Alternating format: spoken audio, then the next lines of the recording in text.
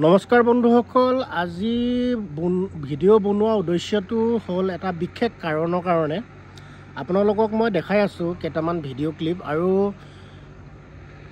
চকুৰ আলি যোনজন ছ'চিয়েল মিডিয়াত বিখ্যাত হৈ থাকে তাৰ বিষয় লৈ মই কিছুমান কথা ক'ম আৰু আপোনালোকক ভিডিঅ' কেইটামান দেখাম তাই কি কৰিছে। ফাৰ্ষ্টতে এইটো চাওক। জানে যে চকুৰ আলি নামৰ যিটো জন্তু, এই জন্তুটোৱে যেতিয়াই তেতিয়াই যিটি কথা কৈ থাকে। আমি আজি সদৌ অসম একত্ৰিত যুৱ পৰিষদৰ তৰফৰ পৰা আমি এখন FIR দিছোঁ। আৰু এনেকুৱা নহয় কিছুমানে কৈ আছে চকুৰ আলিয়ে ক্ষমা খুজিলে, চকুৰ আলিয়ে ক্ষমা খুজিলে তাক ক্ষমা, আৰে সি তাক ক্ষমা কৰিবলগীয়া কাহিনী কি আছে ইয়াত? এতিয়া কথাটো হ'ল কি, অসমত পুলপাৰ লগাইছে চকুৰ আলিয়ে। চকুৰ আলিক জন্তু বুলি কৈছে না, সি জন্তু নহয়, সি এটা এনেকুৱা ৩-৪ডাল দাড়ি থকা এটা ভেড়া ছাগলী। মই তাক ভাল বুলি ভাবিছিলোঁ, কাৰণ তাৰ দিমাগত একেবাৰে দিমাগ বোলা বস্তুটো নাই। তাৰ দিমাগ বোলা বস্তুটো নাই। কেলৈ নাই বুলি কৈছোঁ এতিয়া চাওক আপোনালোকে নেক্সট ভিডিঅ'টো। আহোমসকলে একো কৰা নাই। আহোমসকলে কি কৰিছে? আহোমসকলে একো কৰা নাই। আহোমসকলে লবি ৰাজনীতি কৰিছিল। তেওঁলোকে লবি ৰাজনীতি কৰিছিলে। লাচিত বৰফুকনে লবি ৰাজনীতি কৰিছিল। লাচিত বৰফুকনে লবি ৰাজনীতি কৰিছে। লাচিত বৰফুকনে কি কৰি গৈছিলে? তোমালোকে লাচিত বৰফুকনে কি কৰি গৈছিলে? ৰাম মন্দিৰ ঔৰংগজেবে দিয়া মাটি। এতিয়া কথাটো হৈছে কি, সেই তাৰ দিমাগ আছেনে নাই, তাৰ দিমাগ আছেনে নাই সেইটো আপোনালোকে কমেণ্ট কৰি জনাব যে তাৰ দিমাগ আছেনে নাই। মোৰ কাৰণে কমেণ্ট কৰিব নালাগে, গোটেই অসমে গম পাব লাগে তাৰ দিমাগ আছেনে নাই। সি বেলেগৰ দিমাগত কাম কৰিছে নে নিজৰ দিমাগত কাম কৰিছে। যদি তাৰ নিজৰ দিমাগ আছে তেতিয়াহ'লে আপোনালোকে য়েছ বুলি লিখি দিব অকল, আৰু যদি দিমাগ নাই তেতিয়াহ'লে অকল ন' বুলি লিখি দিব। য়েছ অৰ ন' বুলি আপোনালোকে জবাবটো দিব।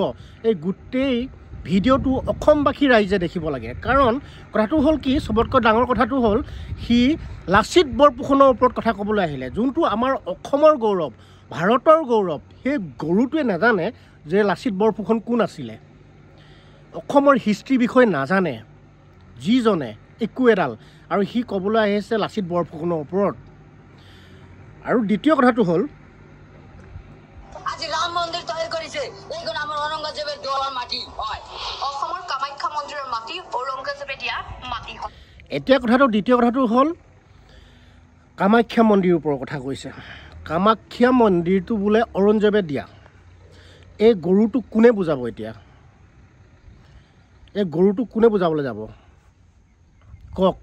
ইয়াৰ দিমাগত দিমাগ আছে নে নাই এইটো আপোনালোকে কওক দেই। এইটোতো টোটেলি দিমাগ নাই। আৰু দুচৰা কথা কেইটামান মই আপোনালোকক কম বিশেষ। 600 বছৰীয়া আহোম ৰাজত্বত ভেঙুচালি চকুৰ আলিৰ। ৰাম মন্দিৰ আৰু কামাখ্যা মন্দিৰক লৈ অপমানজনক মন্তব্য চকুৰৰ। আজি অপমান কৰিব, আমি আঙুল চচি থাকিম। আমাক জেলত ভৰাই দিয়ক, আমাক গুলি কৰি আমি ভৰাই নকৰোঁ। এইবাৰ সীমা চেৰাই গ'ল চকুৰ আলিয়ে। অসম আৰু অসমীয়াক ভেঙুচালি চকুৰ আলিৰ। আহোমসকল তথা মা কামাখ্যা মন্দিৰ আৰু ৰাম মন্দিৰক লৈও চকুৰৰ অপমানজনক মন্তব্য। নিৰ্বাচনী প্ৰচাৰ চলাবলৈ গৈ চকুৰ আলিৰ অদ্ভুত মন্তব্য। চকুৰ আলিৰ বিতৰ্কিত মন্তব্যই তোলপাৰ লগাইছে ৰাজ্য। দেখিলে? আৰু এটা কথা, সি আহোম জনগোষ্ঠীক লৈ বহুত কথা কৈছে।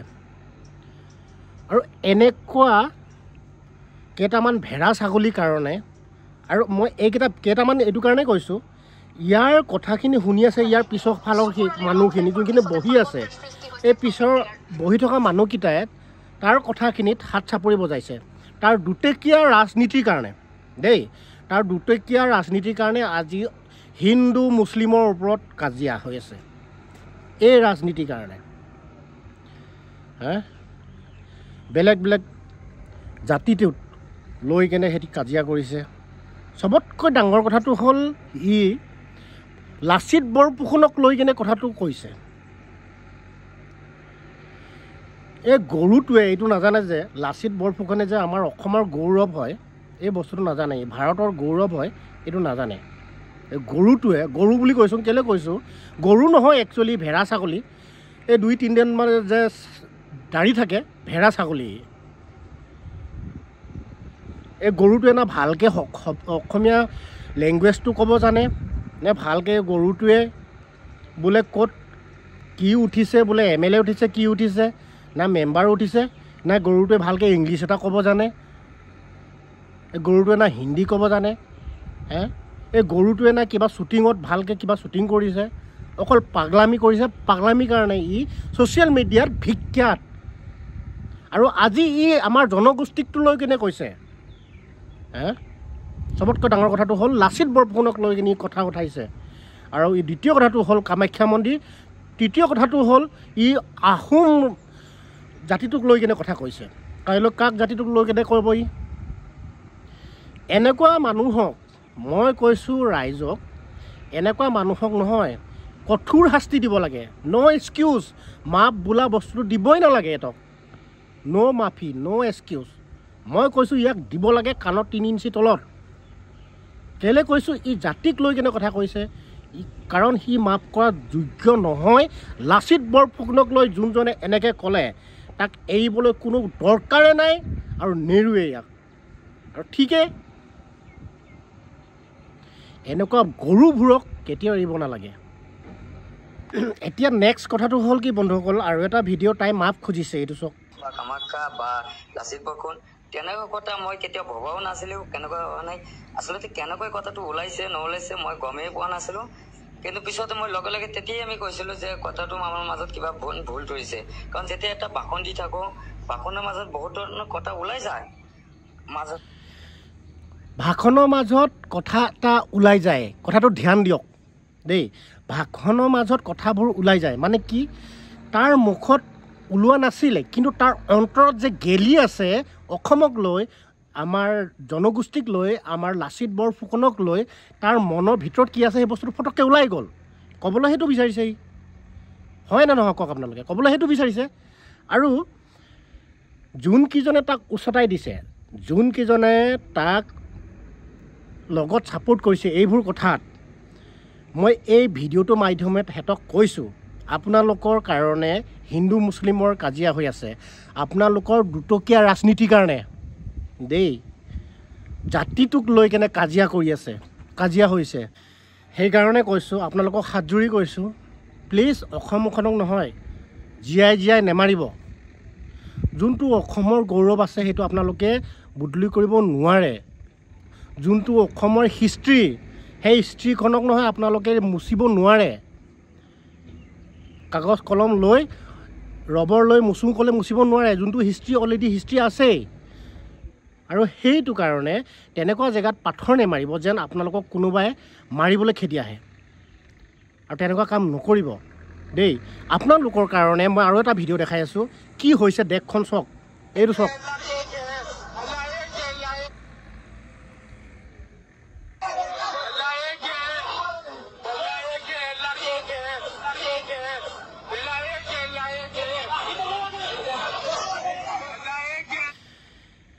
এই ভগৱানৰ নামত ল'ৰাজনে কি কৈছে আল্লাহ এই কি হে ভগৱান এজনে আল্লাহ এই কি হে তাক আল্লাহ ক'বৰ কাৰণে কওক বুলি কৈ কেনে এই কাৰণে তোমালোকৰ নিচিনা আপোনাৰ লোকৰ নিচিনা মানুহৰ কাৰণে এইবোৰ হৈছে মনত ভেদভাৱ নাৰাখিব দেই হিন্দু মুছলিম জাতিটোক লৈ কেনে দ্বিতীয় কথাটো হ'ল আপোনালোকে আহোম মানুহৰ কাৰণে বা বেলেগ জাতিটোক লৈ কেনে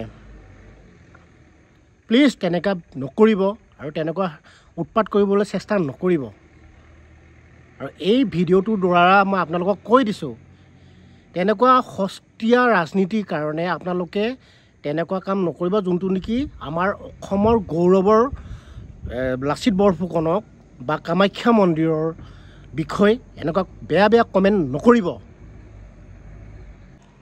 অৱশেষত মই আমাৰ অসমৰ ৰাইজক অনুৰোধ কৰিছোঁ বা প্ৰশাসনক অনুৰোধ কৰিছোঁ এই ভিডিঅ'টোৰ মাধ্যমতে তেনেকুৱা যোনখিনি কুনীতি কাম কৰিছে বা বেয়া কাম কৰিছে আমাৰ ইতিহাসক লৈ কেনে গৌৰৱক লৈ কেনে লাচিত বৰফুকনক লৈ কেনে বা জাতিটোক লৈ কেনে হিন্দু মুছলিমক লৈ কেনে এইবোৰক যেন কঠোৰ শাস্তি দিয়ে এনেকুৱা মানুহক কেতিয়াও মাফ কৰিব নালাগে আপোনালোকক মই এই ভিডিঅ'টোৰ মাধ্যমত অনুৰোধ কৰিছোঁ যেন জল্দিছে জল্দি এই ইয়াৰ ওপৰত কিবা সেই একশ্যন লওক বুলি। ধন্যবাদ।